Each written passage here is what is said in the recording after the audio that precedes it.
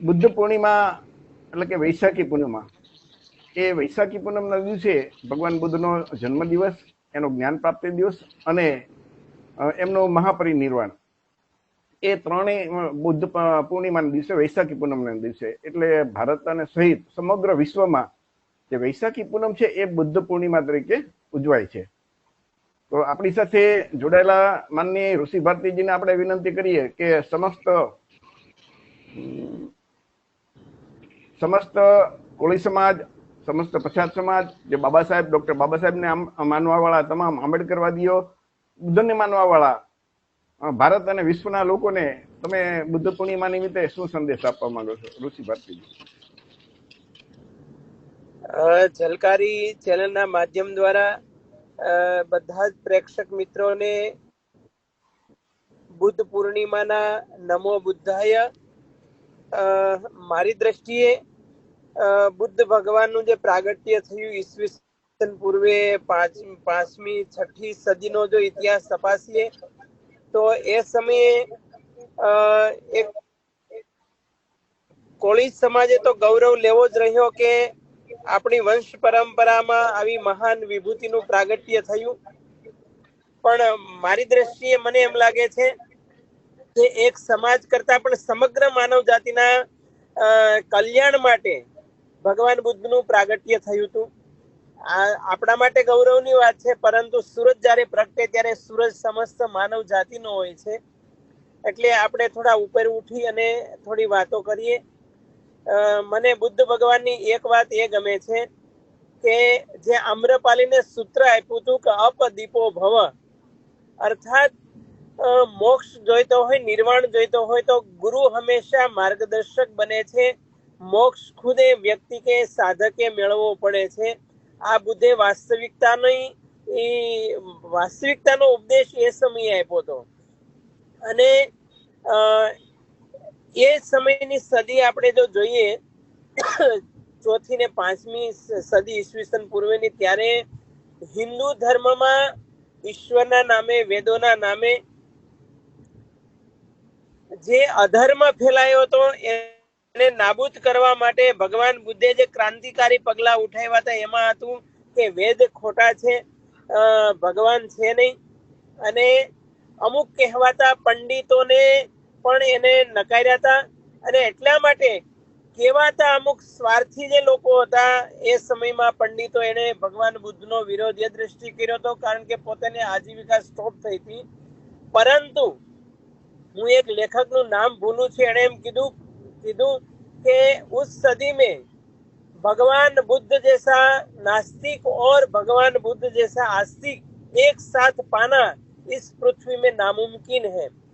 તો આવી મહાન વિભૂતિએ જે ક્રાંતિકારી પગલા ઉઠાવ્યા હતા એ માત્ર ને માત્ર માનવ જાતિના કલ્યાણ માટે અને કર્મને પ્રાયોરિટી આપી હતી કે જેવું કર્મ કરશો એવું ફળ અવશ્ય તમારે ભોગવવું જ પડશે.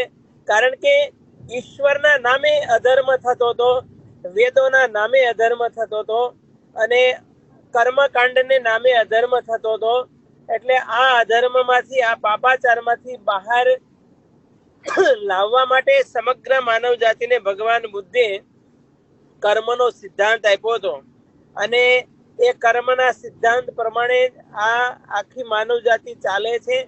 અને એટલા માટે હું તો એમ કહું છું કે એ સમયના અમુક કહેવાતા જે પંડિતો હતા એને ભગવાન બુદ્ધનો વિરોધ કર્યો. હું તો કહું એવી મહાન વિભૂતિને હું તમે પચાવી ન શક્યા. ભારતના એક મહાન વિભૂતિને ભારત દેશમાંથી બહાર જવું પડે એ કેટલી દુઃખદ ઘટના કહેવાય. પરંતુ ચલો એ બહાને પણ બુદ્ધ ધર્મ પૂર્વીય દેશોમાં ફેલાણો એ પણ એક ગૌરવની વાત છે. હું હમણાં નેપાળ ગયો હતો. નેપાળમાં તમે જુઓ તો ત્યાં બધા સાધકો જે શાંતિથી, જે બાહ્ય આચાર કરતા પણ આંતરિક સાધના કરતા હતા, ત્યારે એમ લાગે કે હિન્દુ ધર્મમાં વધારે બાહ્યાચાર ને પાખંડને પ્રાયોરિટી આપવામાં આવી છે, જ્યારે બુદ્ધની જે ફિલોસોફી છે એમાં કોઈ પણ પાખંડ સિવાય પોતાની માનવ જાતિ ઉપર જે પ્રયોગો થઈ શકે, વાસ્તવિકતાનો સહજ સ્વીકાર થઈ શકે એટલા માટે બુદ્ધ ભગવાને સત્ય, પ્રેમ, કરુણા અને ધ્યાન વગેરે દિવ્ય ગુણોને પ્રાયોરિટી આપી હતી. અને એટલા માટે બુદ્ધ ભગવાને એ સમયે જે ક્રાંતિકારી વાત કરી હતી કે હું કહું છું એટલે નહીં માનતા, શાસ્ત્રોમાં કીધું છે એટલે નહીં માનતા, પરંપરામાં કહેવાયું છે એટલે નહીં માનતા, પરંતુ તમારા અનુભવથી આપ તપાસ કરો ને તમારો આત્મા હા પાડે તો સ્વીકારજો.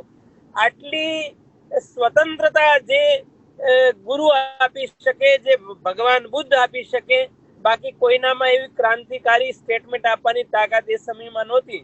અને એટલા માટે ભગવાન બુદ્ધનો જે ધર્મ છે એ વાસ્તવિક રહ્યો છે અને સાયન્ટિફિક રહ્યો છે. બાકી તમે આપણે હિન્દુ ધર્મોની ટીકા નથી કરવી, હિન્દુ ધર્મમાં અમુક સારું છે, પરંતુ ધર્મના નામે જે પાખંડ ચાલતો હતો એને ભગવાન બુદ્ધે ક્રાંતિ દ્વારા, પોતાના ઉપદેશો દ્વારા એ દૂર કર્યો.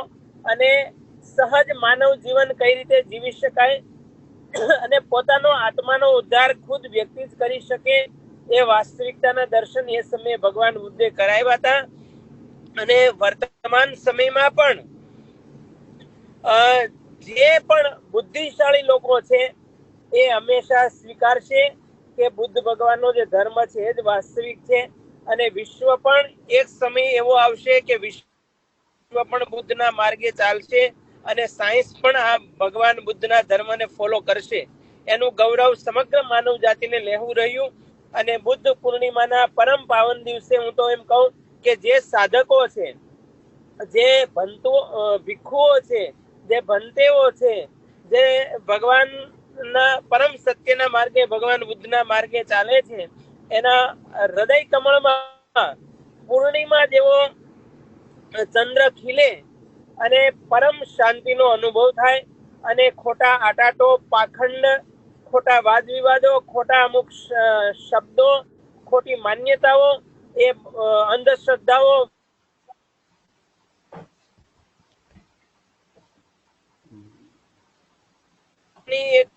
જાગૃત કરવાનો પ્રયાસ કર્યો હતો. અને એ જ ચેતના આખરે પરમ તત્વ છે, એ જે ઉપનિષદમાં કહેવાય તત્વમસી, એની જ વાત ભગવાન બુદ્ધે કરી હતી.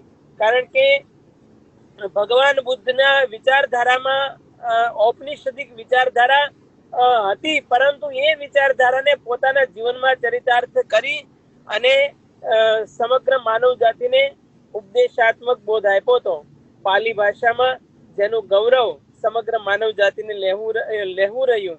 તો આજે ઝલકારી ચેનલના માધ્યમ દ્વારા ભગવાન બુદ્ધના માર્ગે સર્વે સાધકોને ચાલવાની હિંમત આપે એવી હું શુભકામના કરું. અને હું તો એમ કહું કે જે દિવસે જેનો આત્મા ભીતરથી જાગી ગયો એને એવો અનુભવ થવા લાગે કે ઘરમાં ઘર, એમાં ઘર ને એમાં બેઠો દામોદર અથવા ભગવાન બુદ્ધ એ હૃદય કમળમાં બેઠા છે, એવો અનુભવ જયારે થવા લાગે ને ત્યારે સમજવાનું કે દરેક વ્યક્તિ બુદ્ધ બની જાય છે. અને ભગવાન બુદ્ધના માર્ગે ચાલતા ચાલતા દરેક સાધકો પરમ તત્વનો અનુભવ કરતા રહે એવી શુભકામના કરું. ફરીથી ચિમનભાઈએ મને વાત કરી, ચિમનભાઈનો આત્મા પણ પરમ પવિત્ર છે અને ભગવાન બુદ્ધના વિચારોને પ્રચાર પ્રસારના માધ્યમ દ્વારા સમગ્ર માનવ જાતિને એક આધ્યાત્મિક ક્રાંતિ કરી અને પોતાની ચેતનાને જગાડવાનો ખૂબ પ્રયાસ કરી રહ્યા છે. અને હું તો એમ કહું કે વર્તમાન સમયમાં ઓબીસી, એસટી, એસસી સમાજે જે વર્ષોથી કચડાયેલી કોમ રહી છે, જેને ભગવાન બુદ્ધ એક આમ્રપાલીને ઘરે જઈ શકે, અંગુલીમાનને ત્યાં જઈ શકે એવી મહાન વિભૂતિ પરમ કરુણા કરીને, હું તો એમ કહું કે પોતાની જે અધ્યાત્મ જગતનું લેવલ છે ને છોડી અને નીચેના સ્તરે આવે છે ને નીચેના સ્તરવાળા લોકોને ફરી પોતાના ઊંચાઈ ઉપર લઈ જવાનું કાર્ય ભગવાન બુદ્ધે કર્યું હતું. તો જે વર્ગ હજુ પણ કચડાયેલો છે, જેને અન્યાય થાય છે, જે હજુ પણ ગુલામીના ભોગ બની રહ્યા છે, જેને અમુક લોકો પરેશાન કરી રહ્યા છે, જે તે રીતે, તો એ લોકોએ હું તો કહું ભગવાન બુદ્ધના માર્ગે અનુસરવું જોઈએ. તો તો જ આપણી ભીતરની જે ક્રાંતિકારી વિચારધારા છે એ જાગૃત થશે અને ફરી આપણે ગરીબીમાંથી, ગુલામીમાંથી, અન્યાયમાંથી અથવા તો જે એન કેન પ્રકારે કોઈ ત્રાસ આપતા હોય તે ત્રાસમાંથી આપણે મુક્ત થશું અને ભગવાન બુદ્ધના માર્ગને આપણે ભીતરથી અનુભવી શકશું. આટલું કહીને વિરમું છું. ઝલકારી ચેનલના માધ્યમ દ્વારા પુનઃ ચીમનભાઈને ખૂબ ખૂબ ધન્યવાદ આપું છું, કારણ કે ચીમનભાઈ સાથે હું વર્ષોથી જોડાયેલો છું. એમના વિચારધારાને હું સમજી શકું છું અને જે પણ ચીમનભાઈની વિચારધારા સાથે સંકળાયેલા છે બધા સાધકોને પણ મારી ખૂબ શુભકામનાઓ અને આ ક્રાંતિકારી વિચારધારા પ્રમાણે બધા આગળ વધજો એવી શુભકામના પાઠવું છું. નમો બુદ્ધાય.